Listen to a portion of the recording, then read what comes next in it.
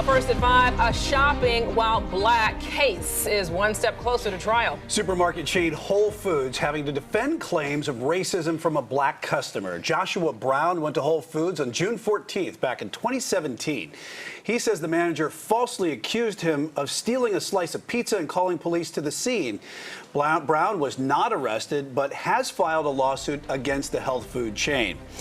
Now, our chief legal correspondent, Seema Iyer, is here with the details. Seema, can you explain here what Brown says that he saw here and what happened, but also why he believes that the manager was targeting because he was black? Absolutely. Well, according to the allegations, and of course I've looked at the court file, it tells me that the plaintiff has been to that specific Whole Foods before, and he's probably going to testify at trial as to what is the common practice in that particular store. Now, Mr. Brown says, so he got that slice of pizza from that hot food bar. He went to eat it in the dining area, and he was planning to take his receipt and pay afterwards, which is what he says everybody does there. Now, on this particular day, Brown was eating pizza when he was approached by the manager. Brown says other people were doing the exact same thing that he was doing, but only he was asked to pay before eating. Now, Brown specifically says in his court papers that the manager didn't make that request of white customers. Now, after police arrived in response to the manager's 911 call, police told Brown he was not violating any laws, and he only would be if he left the store without paying.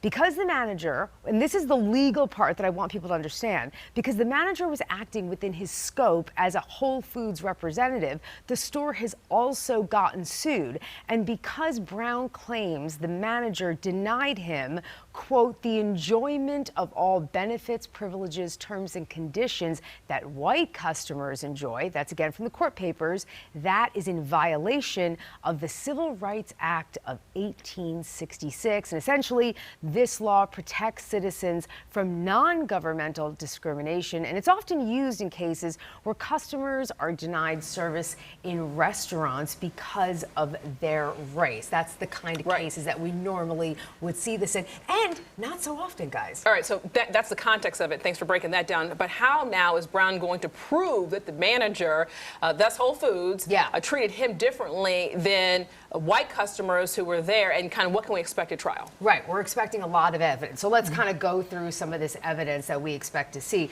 Number one, I believe, and this is again according to the court papers, that Brown himself took a video while this was all happening. So that video would really tell us everything if we see other customers doing the same thing he was doing, particularly white customers. Okay. Also, we are going to want maybe store video.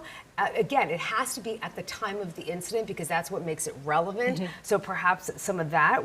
I'd love to see testimony from other customers, maybe former employees.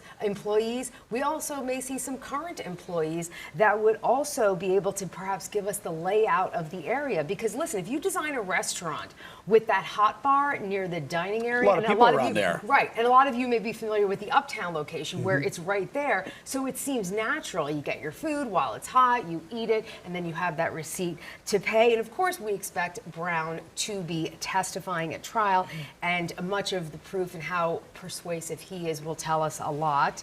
Now, the trial is expected to begin on April 18th. It should last about 4 days. Now, looking at the case law, these type of civil rights trials don't happen often, so it really makes me wonder how much a jury would award him.